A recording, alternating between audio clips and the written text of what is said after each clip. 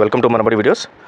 ఈ సెట్ ఎగ్జామ్కి చాలామంది చీట్ కోడ్స్ అడుగుతూనే ఉన్నారు. చాలా ఛానల్స్ కూడా ఇవ్వడం జరుగుతుంది. అయితే ఒక చీట్ కోడ్ ఎవ్రీ ఇయర్ చాలామంది స్టూడెంట్స్కి ఎక్స్ట్రా మార్క్స్ మినిమం 5 నుంచి 10 మార్కులు ఎక్స్ట్రా మార్క్స్ అయితే తెప్పించి పెడుతుంది.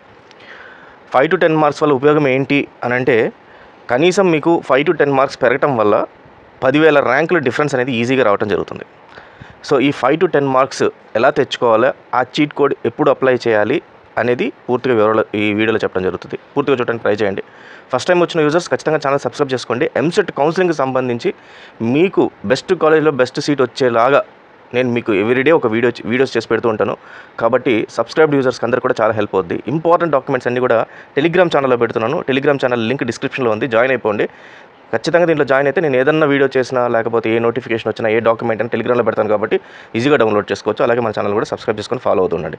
ఫైన్ స్టూడెంట్స్, ఇప్పుడు ఒక ఎగ్జామ్లో మనము ఆ లాస్ట్ చీట్ కోడ్ అనేది ఎలా అప్లై చేయాలి అంటే, ఇక్కడ చీట్ కోడ్స్లో స్టార్టింగ్లో మీరు ఏ చీట్ కోడ్ అయినా అప్లై చేయండి. ఫిజిక్స్, కెమిస్ట్రీ, మ్యాథ్స్కి సంబంధించి. Even this is for BiPC వాళ్ళకు కూడా ఉపయోగపడుతుంది. ఇది బైపీసీ, అగ్రికల్చర్ అండ్ ఫార్మసీ వాళ్ళకి. కానీ ఈ చీట్ కోడ్ మాత్రము నాన్ నెగిటివ్ మార్కింగ్ ఏదైతే ఉంటుందో ఆ ఎగ్జామినేషన్స్ అన్నిటికీ ఉపయోగపడుతుంది ఇది ఎగ్జాక్ట్గా.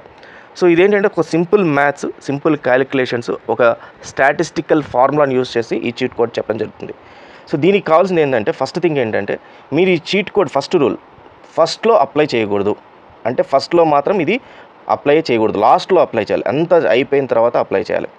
Second, me percentage of answers ఏవైతే ఉంటాయో దీంట్లో 50% ఆర్ మోర్ అక్యురేట్గా నేను రాసిన క్వశ్చన్కి ఈ ఆన్సర్ కరెక్ట్ అని అనుకుంటే అప్పుడు ఇది అప్లై చేయాలి. అంతే తప్పితే మీ 50% కన్నా లెస్ ఉందనుకోండి, అంటే 20% అక్యురేట్, మిగతా అంతా అనాలిసిస్ అనుకున్నారనుకోండి, అప్పుడు ఇది అప్లై చేయడానికి లేదు. అంటే మీరు టోటల్గా 160 క్వశ్చన్లకు గాను 100 క్వశ్చన్లు రాసేసి, ఈ 100 క్వశ్చన్లో 50 క్వశ్చన్లకి నేను రాసిన ఆన్సర్స్ 100% కరెక్ట్ అని నమ్మకం ఉన్నప్పుడే ఈ చీట్ కోడ్ అప్లై చేయండి. దీనికన్నా తక్కువ ఉందనుకోండి, ఇది అప్లై చేయడానికి ఆలోచించాలి. ఎందుకంటే ఈ మిగతా 50 కూడా మీకు అనాలిసిస్ పైన పెట్టినట్టు తప్పితే అప్పుడు ఈ చీట్ కోడ్ అనేది అప్లై అవ్వదు. అండ్ ఫైనల్గా ఈ చీట్ కోడ్ని మీరు ఉంది కదా అని చెప్పి ఈ చీట్ కోడ్ అప్లై చేస్తే చాలు అని చదవకుండా ఉండకండి. ఖచ్చితంగా మీరు ఓన్గా ప్రిపేర్ అయ్యి మీరు ఓన్గా రాస్తేనే దానివల్ల బెనిఫిట్ ఉంటుంది. ఫైన్. ఈ చీట్ కోడ్ వల్ల చిన్న ఫార్ములా ఏంటి, అసలు ఏం జరుగుతుంది చెప్తా చూడండి. సో టోటల్గా మనకు 160 క్వశ్చన్స్ ఉంటాయి. మ్యాథ్స్, ఫిజిక్స్, బైపీసీ వాళ్ళకి బయాలజీ, జువాలజీ ఇవన్నీ కూడా. కౌంట్ ఏదైనా తప్పు ఉండొచ్చు, బట్ ఓవరాల్గా అయితే మాత్రం ఇదే రకంగా ఉంటుంది. సో ఈ మ్యాథ్స్కి వచ్చేసరికి మనకు టోటల్గా 80 క్వశ్చన్స్ ఉంటాయి. 1 సెకండ్. మ్యాథ్స్కి 80 ఉంటాయి. దెన్ ఫిజిక్స్కి 40, కెమిస్ట్రీకి 40 క్వశ్చన్స్ ఉంటాయి. సేమ్ మనకు బయాలజీలోకి వచ్చేసరికి బయాలజీకి 80 క్వశ్చన్స్, ఫిజిక్స్, కెమిస్ట్రీ ఉంటాయి. సో ఎప్పుడైనా ఈ క్వశ్చన్స్ అలొకేట్ చేసేటప్పుడు దీంట్లో ఉండే ఆప్షన్స్ ఏవైతే ఉంటాయో ఈ ఆప్షన్స్ని బోర్డు ఎలా చేస్తుందంటే, ABCD అనేవి మనకు 4 ఆప్షన్స్ అనుకుందాం. టోటల్గా 160 క్వశ్చన్స్లో ఆన్ అన్ యావరేజ్ ఏకి 40, బికి 40, సికి 40 అండ్ డికి 40 వచ్చేలాగా చేస్తుంది.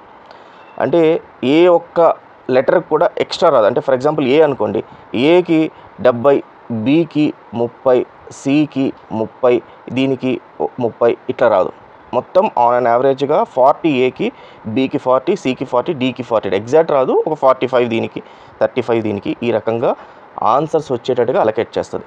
సో ఇది అలొకేట్ చేయడం వల్ల మనం ఇచ్చిన ఆన్సర్స్ ఏవైతే ఉన్నాయో ఫస్ట్ నుంచి అక్యురేట్గా ఆన్సర్స్ ఎన్ని వస్తున్నాయో లెక్కేసుకోవాలి. సే ఫర్ ఎగ్జాంపుల్ మీరు ఫస్ట్ నుంచి 100 క్వశ్చన్స్కి ఆన్సర్ చేశారు. టోటల్గా ఈ 100 క్వశ్చన్స్లో ఏకి మీకు 15 వచ్చింది, అంటే మీరు ఆన్సర్ పెట్టింది ఏ 15, బి అని పెట్టింది 20 అనుకుందాము, సి అని పెట్టింది 30 అనుకుందాము, అండ్ డి అని పెట్టింది 30, 50, 65, ఒక 35 అనుకుందాం.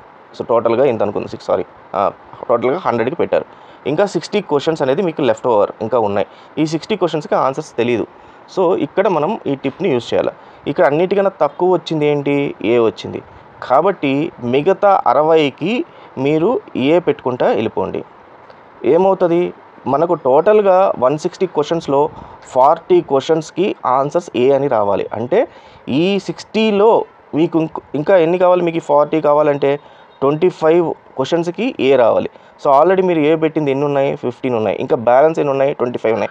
ఈ 25 ఎక్కడున్నాయి, ఈ 60 క్వశ్చన్స్లోనే 25 ఉన్నాయి. అంటే వరుసగా 60 క్వశ్చన్స్కి ఏ ఏ ఏ అని ఆన్సర్ పెట్టుకుంటూ వెళ్ళిపోండి.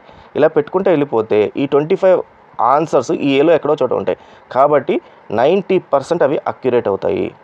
సో అప్పుడు మీకు 25లో 90% అంటే ఇంచుమించు మీకు ఒక 15 to 18 మార్క్స్ ఈజీగా అనేది రావడం జరుగుతుంది. అంటే 15 to 18 మార్క్స్ అంటే మీకు ఒక 15,000 ర్యాంక్ పెరగడం జరుగుతుంది ఎంసెట్లో. సో ఇది లాస్ట్లో మీకు అన్ని ఆన్సర్స్ అయిపోయిన తర్వాత ఈ టిప్ని యూస్ చేయండి. నాన్ నెగిటివ్ ఎగ్జామినేషన్స్ అంటే ఇది జేఈకి పనికిరాదు, లేకపోతే ఏదైతే మనకు నెగిటివ్ మార్కింగ్ ఉంటుందో ఆ ఎగ్జామ్కి పనికిరాదు. ఓన్లీ నాన్ నెగిటివ్ ఉన్న ఎగ్జామినేషన్స్కి మాత్రమే, లైక్ ఈఏపీ సెట్కి, ఎంపీసీకి, బైపీసీకి పనికొస్తుంది. సో ఈ రకంగా మీరు మార్కులు అయితే పెంచుకోవచ్చు. మరి ఈ టిప్ పనిచేస్తుందా లేదా అని ఎలా తెలుసుకోవాలంటే, మీరు మనబడిలో మాక్ ఎగ్జామ్ అని చెప్పి కండక్ట్ చేస్తున్నారు. ఆల్రెడీ 1 lakh స్టూడెంట్స్ రాసేసారు ఈ ఎగ్జామినేషన్ని. 10 ఎగ్జామ్స్ ఉంటాయి దీంట్లో. ఈ 10 ఎగ్జామ్స్లో వెళ్ళి ఇదే టిప్ని ఫాలో అవ్వండి. మీకు ఏ ఆన్సర్కి అయితే మీరు ఈ టిప్ని యూజ్ చేసి పెట్టారో ఆన్సర్స్ మళ్ళీ రిపోర్ట్స్లో కనబడుతుంది.